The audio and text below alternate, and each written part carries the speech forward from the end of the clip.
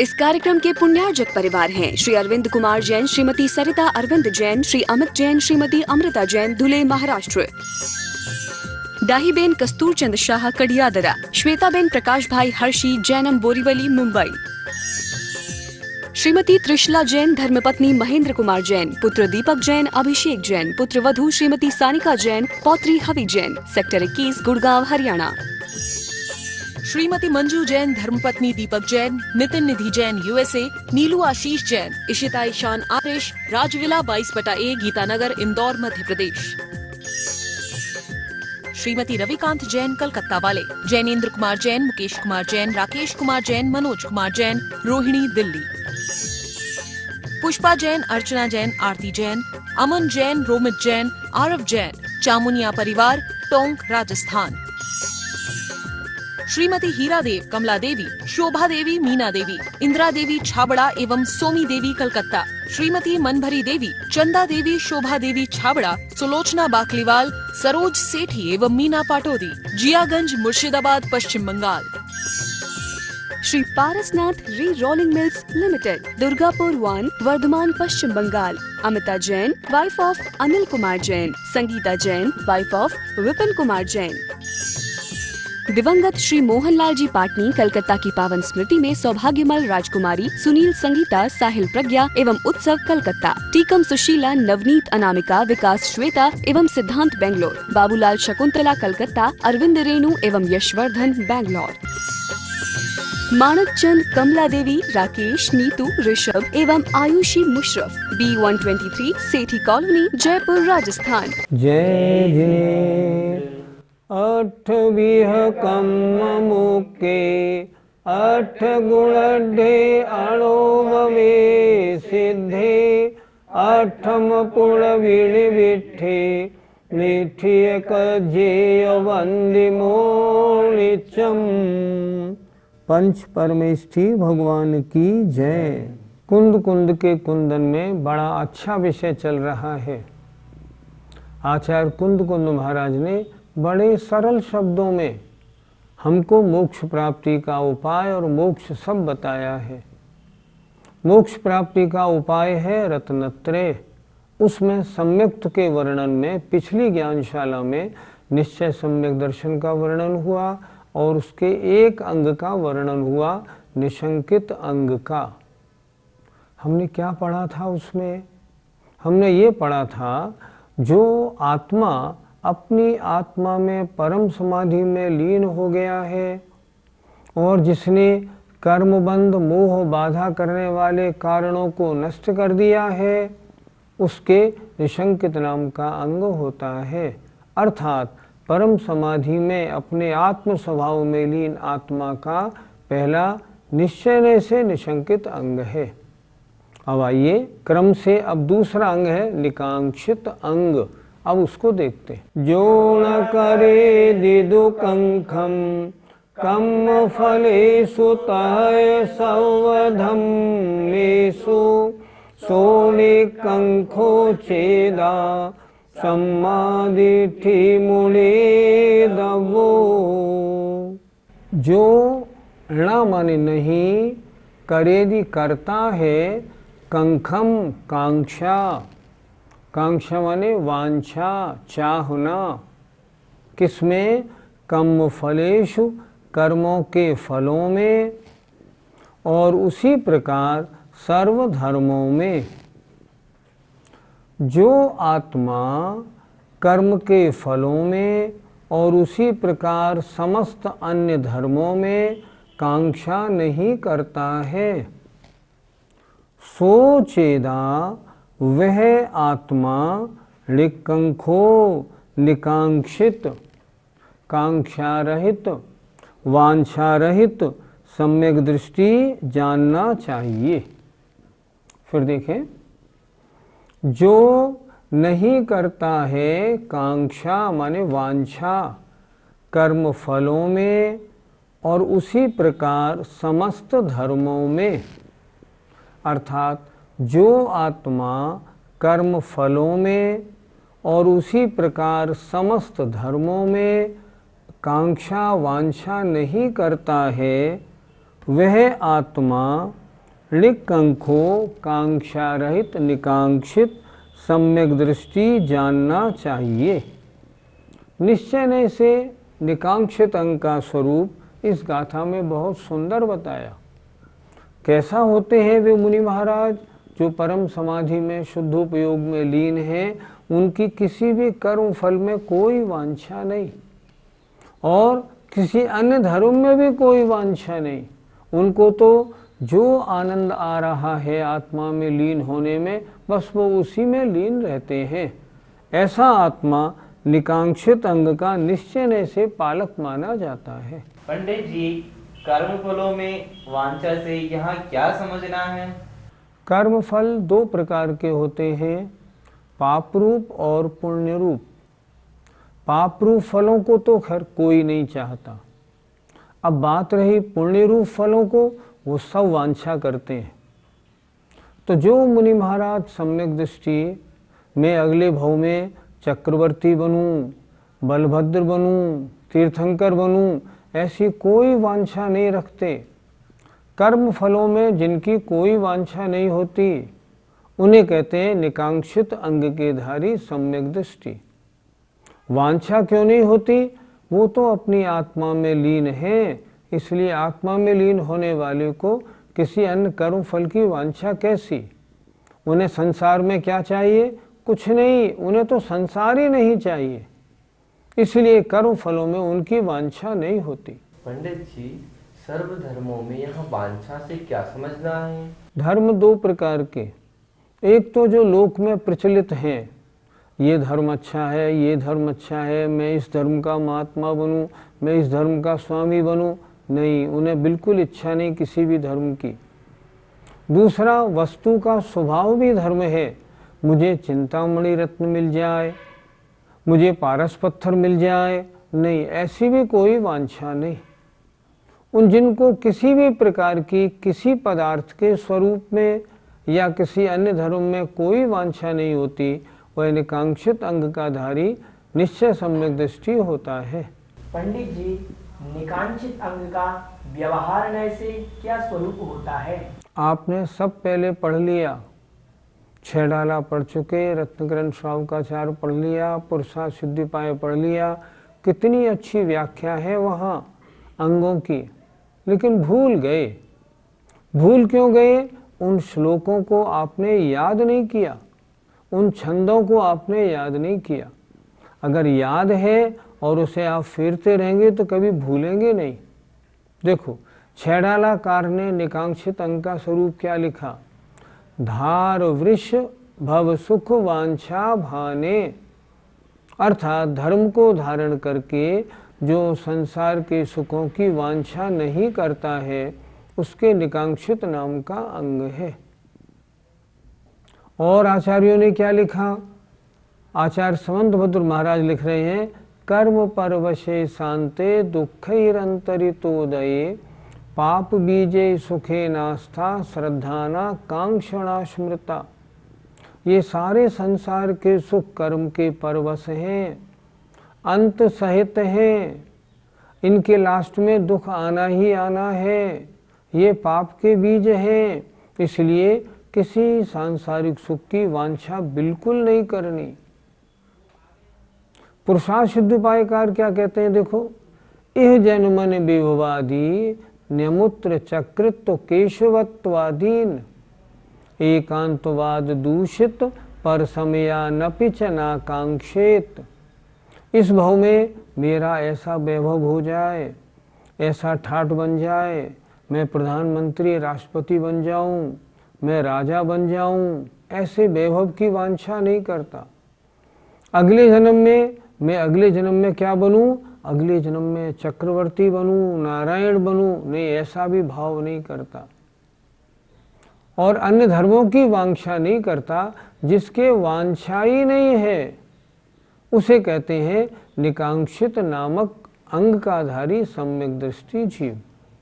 व्यवहार नय से निकांक्षित अंग जो बताया, व्यवहार सम्यक्त की अपेक्षा अन्य द्रव्य की अपेक्षा बताया, और जो निश्चय से बताया वो अपने आत्मा की अपेक्षा बताया कि जिस आत्मा में रंच मात्र अन्य पदार्थ की ओर रुचि ध्यान कुछ नहीं है, उसे कहते हैं निकांक्षित अंग निश्चय से। पंडित जी, जब कोई वांछा नहीं है तो महाराज इतनी कड़ी तपस्या क्यों करते हैं? अगर कोई जीव इस भव में या अगले भव में भोगों की वांछा रखने के कारण रखता हुआ मुनिपद धारण करता है या धार्मिक अनुष्ठान करता है, व्रतों को धारण करता है, वो तो व्रती ही नहीं है। तत्वार सूत्र में एक सूत्र दिया है, निशल्यो व्रती। व्रती शल्य रहित होता है।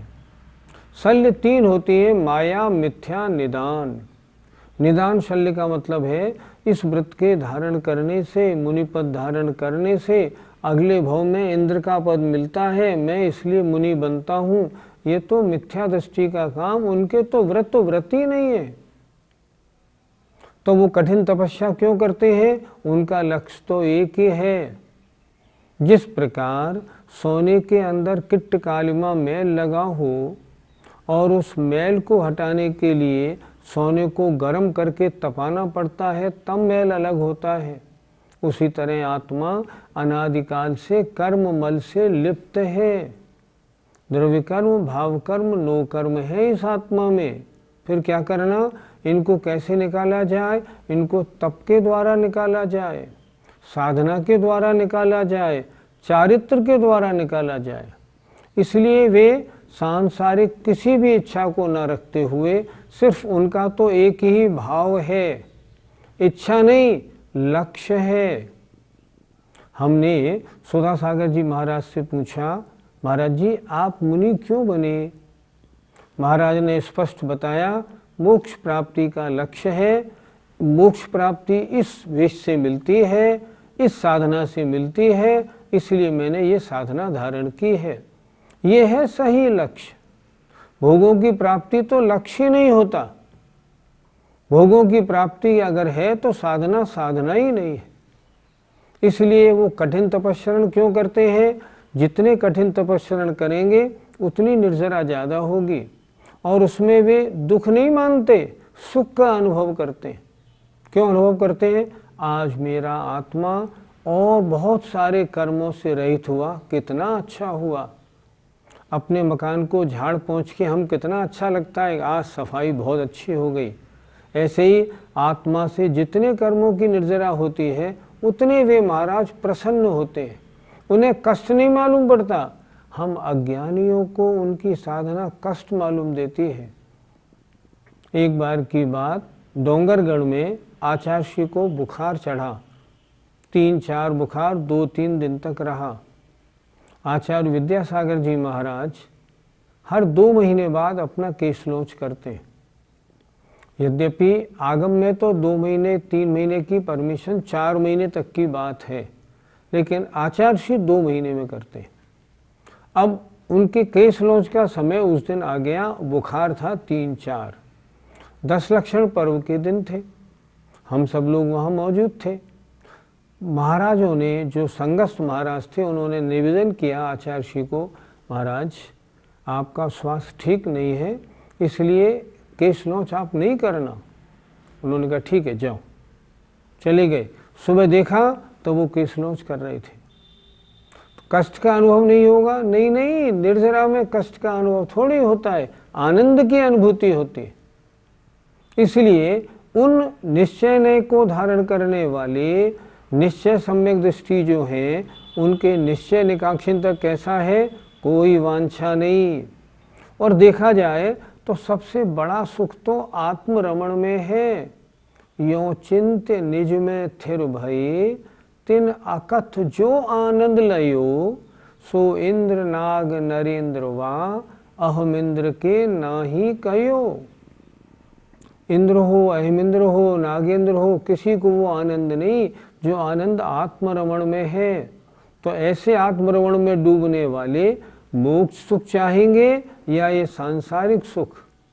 इसलिए उन मुनि महाराज को जो ऐसे लीन होते हैं और सांसारिक सुखों की कोई वांछा नहीं होती, वे तो आत्म कल्याण के लिए अपनी साधना करते हैं। निकांक्षित अंग के बाद तीसरा अंग है निर्विचिकित्सा। आइए उसकी चर्चा करते हैं। गाथा नंबर 11। जोण करे दिदुगुंछम चेदासवेशिमेव धम्माणम सो खलुनि विदिगिंछो सम्मादिठि मुने दब्बो।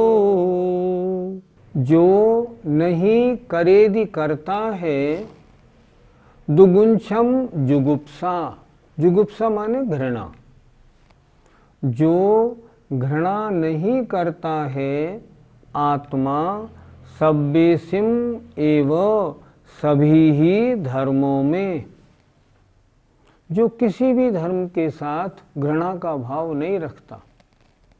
धर्म माने वस्तु का स्वरूप भी होता है धर्म। सो माने वह, खलु माने निश्चय से, लिब्बिद गिंछो निर्विचिकित्सक अर्थात निर्विचिकित्सा अंग का धारी सम्यक दृष्टि जानना चाहिए। निर्विचिकित्सा, विचिकित्सा माने घृणा, और निर्घ लगाने से हो गया घृणा रहित तो होने वाला, जिसे किसी वस्तु के स्वभाव में रंच मात्र भी घृणा नहीं है, वो होता है निर्विचिकित्सा अंग का धारी। देखें, फिर देखें, जो नहीं करता है, जुगुप्सा माने घृणा, आत्मा सभी धर्मों में, अर्थात जो आत्मा समस्त ही धर्मों में घृणा नहीं करता है, जिसे कहीं घृणा नहीं होती, वह निश्चय से निर्विचिकित्सा अंग का धारी सम्यक दृष्टि जानना चाहिए। पंडित जी, जो घृणा योग्य पदार्थ हैं उनमें तो उनको घृणा आती होगी। ये तो निश्चय सम्यक दृष्टि के निश्चय निर्विचिकित्सा अंग की चर्चा चल रही है। छोड़ो, हम कहते हैं जो व्यवहार सम्यक दृष्टि है उसके भी तो निर्विचिकित्सा अंग है। हाँ, क्या उसको घृणा योग्य पदार्थों में घृणा आएगी? कभी नहीं आएगी। देखो, पुरुषार्थ सिद्धिपायकार ने क्या परिभाषा लिखी है? क्षुत तृष्णा शीतोष्ण प्रवृत्तिषु नाना विदेषु भावेषु द्रव्येषु पुरीषादिषु विचिकित्सा नैव करणीया। बहुत सुंदर श्लोक। क्षुत तृष्णा, क्षुधा या प्यास, घृणा नहीं होना, कुछ भी लगे, सर्दी हो चाहे गर्मी हो, घृणा का भाव नहीं। नाना विदेशु भावेशु, नाना प्रकार के पदार्थों में, और तो और द्रव्येशु पुरीषादिषु, जो मलमूत्र आदि गंदे पदार्थ हैं उनमें भी विचिकित्सा नैव करणीया, घृणा नहीं करनी चाहिए। जो व्यवहार सम्यक दृष्टि है वो तो प्रवृत्ति में है। जब प्रवृत्ति में होता हुआ इन चीजों में घृणा नहीं करता, तो जो मुनि महाराज निवृत्ति में है, अपने आत्म स्वभाव में लीन है, उनको फिर घृणा का क्या काम? नहीं, रंच मात्र उन्हें घृणा होती नहीं। उनकी घृणा क्यों होगी? उनकी दृष्टि उधर नहीं है। जब उनकी दृष्टि उधर नहीं है तो घृणा नहीं। मुनि किन्हें कहते हैं? जो समता परिणामी हो। समता परिणामी को घृणा रंच मात्र नहीं होती। एक बार रामटेक में आचार्य विद्यासागर जी महाराज विराजमान थे। दर्शन करने गया तो लास्ट में जो सड़क के पास वाला एक कमरा था उसमें महाराज विराजमान थे। उसी में थे, वहीं ठहरे थे वो। मैं गया, मैंने नमोस्तु किया और बोला, महाराज बराबर में यहाँ एक जनरल यूरिनल है, पेशाब घर, सब जनता यहाँ पेशाब करती है, तो इसकी बड़ी भारी बदबू आ रही है। महाराज जी कमरा बदल लें तो अच्छा है, मैं अभी कमेटी वालों को बोलता हूँ। आचार्य बोले, सुनो सुनो, पुद्गल के दो ही तो गुण हैं, सुगंध और दुर्गंध, इसमें क्या राग द्वेष करना। तो जब व्यवहार सम्यक दृष्टि ऐसा कहते हैं तो जो आत्मा में रमण करने वाले हैं उनकी तो बात ही अलग है। इसलिए निश्चय सम्यक दर्शन में जो निर्विचिकित्सा अंग है उसमें घृणा का कोई प्रश्न नहीं। समस्त पंडित जी, समस्त धर्मों में हमें घृणा नहीं करने से क्या समझना चाहिए? धर्म माने वस्तु का स्वभाव। किसी वस्तु का स्वभाव उस वस्तु का स्वभाव है। हमें घृणा कैसे करनी? मान लो कोई जीव कोढ़ी है, कोढ़ी के साथ उधर हम मुंह फेर लें, हे भगवान देखो तो सही ये क्या हो रहा है, देखो कितना गंदा, इसे यहाँ से हटाओ, इसे बाहर निकालो। नहीं, ऐसा नहीं करना। वस्तु का कैसा ही धर्म हो, खुशबू हो, बदबू हो, काला हो, सफ़ेद हो, कड़ा हो, मुलायम हो, ठहरने के स्थान में गंदगी हो, सफाई हो, रंच मात्र भी घृणा का कोई काम नहीं। वस्तु का स्वभाव धर्म है। किसी के यहाँ भोजन करने गए, उसने मान लो कड़ा कड़ा भोजन करा दिया, रोटियां कड़ी कड़ी सूखी साखी, तो प्रसन्नता से ले ली, अरे उनके यहाँ की रोटियां कितनी अच्छी थी। नहीं, बिल्कुल नहीं। जो समस्त धर्मों में बिल्कुल घृणा नहीं करता, धर्म माने वस्तु के स्वभावों में बिल्कुल घृणा नहीं करता, पाप और पाप के फल से नहीं, वहां भी कोई घृणा नहीं। ये तो वस्तु का स्वरूप है, इसमें क्या करना। इसलिए यहाँ सर्वधम्मेषु द्रव्यों के समस्त स्वभावों में जिसकी रंच मात्र घृणा नहीं है। किसी की आवाज़ बड़ी खराब है, उसमें अरुचि नहीं करना, और कोई बड़ा रसीली आवाज़ वाला हो तो भी उसमें राग भी नहीं करना, दोनों ही बात है। इसलिए किसी भी पदार्थ के धर्म या स्वभाव या स्वरूप में जिनको रंच मात्र भी घृणा नहीं होती। पंडित जी, निर्विचिकित्सा अंग का व्यवहार ऐसे क्या स्वरूप है? मुनि तन मलिन न देख घिनावे। छेड़ालाकार दौलत राम जी, मुनियों के मलिन शरीर को देख करके घृणा नहीं करना। मुनि महाराज स्नान नहीं करते हैं, कितना ही खुरंट पड़ जाए, गंदगी हो जाए, मक्खी बैठे बैठने दो, स्नान नहीं करते। और ऐसे मुनि महाराजों के शरीर को देखकर भी जिनको रंच मात्र घृणा नहीं आती, मंजन नहीं करते, मुंह में से बदबू आए फिर भी घृणा नहीं करते। क्यों नहीं करते? ये महामुनि महाराज हैं। देखो उन्हें सोचते क्या है, इस समय इनके शरीर से कितनी निष्प्रय वृत्ति है, शरीर की ओर जरा भी ध्यान नहीं देते। देखो उन्होंने क्या लिखा रत्गन शावकाचार में, स्वभाव तौ सुचौकाये रत्नत्रय पवित्रते निर्जुगुप्सा गुण प्रीतिर मता निर्विचिकित्सता।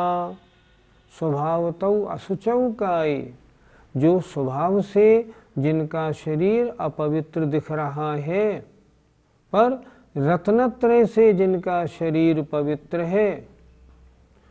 रत्नत्रय पवित्रते निर्जुगुप्सा गुण प्रीतिर। ऐसे मुनि महाराजों में उनके गुणों में प्रीति करना, शरीर की ओर नहीं ध्यान देना, घृणा नहीं करना, इसका नाम निर्विचिकित्सा अंग है। तो पंडित जी, फिर हमको भी मलमूत्र गंदगी आदि में ग्लानि नहीं होनी चाहिए? ग्लानि तो नहीं होनी चाहिए, पर शुद्धि तो होनी चाहिए। मान लो कोई लैट्रिन से होके आया, क्या वो अपना हाथ नहीं धोएगा? क्यों? ये गंदगी थोड़ी है। नहीं, ऐसा नहीं चलेगा। शुद्धि तो करनी है, लेकिन अगर अशुद्धि है, कहीं कोई गंदगी है, उसको देख के घृणा नहीं करनी।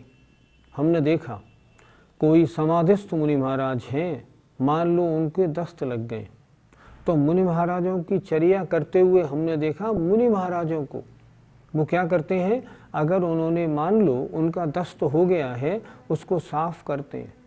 पलटी हो गई है, पलटी को साफ करते हैं। नाक थूक कफ आ रहा है, उसको साफ करते हैं। घृणा नहीं करते, वो बड़े प्रसन्न होते हैं, देखो मुझे इनकी सेवा का अवसर मिल रहा है। ये होना चाहिए। घृणा का क्या काम, ये तो वस्तु का स्वभाव है। मैंने बताया ना, जब आचार्य श्री कह रहे हैं दो ही तो होते हैं, खुशबू या बदबू, वस्तु के दो स्वभाव है, क्या घृणा करना। जय जिनेन्द्र। इस कार्यक्रम के पुण्यार्जक परिवार हैं श्री अरविंद कुमार जैन, श्रीमती सरिता अरविंद जैन, श्री अमित जैन, श्रीमती अमृता जैन, धुले महाराष्ट्र। दाहीबेन कस्तूरचंद शाह कडियादरा, श्वेताबेन प्रकाश भाई हर्षी, जैनम बोरीवली मुंबई। श्रीमती त्रिशला जैन, धर्मपत्नी महेंद्र कुमार जैन, पुत्र दीपक जैन, अभिषेक जैन, पुत्र वधू श्रीमती सानिका जैन, पौत्री हवि जैन, सेक्टर 21 गुड़गांव हरियाणा। श्रीमती मंजू जैन धर्मपत्नी दीपक जैन, नितिन निधि जैन USA, नीलू आशीष जैन, इशिता ईशान आरिश, राजविला 22/A गीतानगर इंदौर मध्य प्रदेश। श्रीमती रविकांत जैन कलकत्ता वाले, जैनेन्द्र कुमार जैन, मुकेश कुमार जैन, राकेश कुमार जैन, मनोज कुमार जैन, रोहिणी दिल्ली। पुष्पा जैन, अर्चना जैन, आरती जैन, अमन जैन, रोमित जैन, आरव जैन, चामुनिया परिवार, टोंक राजस्थान। श्रीमती हीरा देव, कमला देवी, शोभा देवी, मीना देवी, इंदिरा देवी छाबड़ा एवं सोमी देवी कलकत्ता। श्रीमती मनभरी देवी, चंदा देवी, शोभा देवी छाबड़ा, सुलोचना बाकलीवाल, सरोज सेठी एवं मीना पाटोदी, जियागंज मुर्शिदाबाद पश्चिम Bengal. Shri Parasnath re rolling mills limited, Durgapur 1, Bardhaman Paschim Bengal. Amita Jain, wife of Anil Kumar Jain. Sangeeta Jain, wife of Vipin Kumar Jain.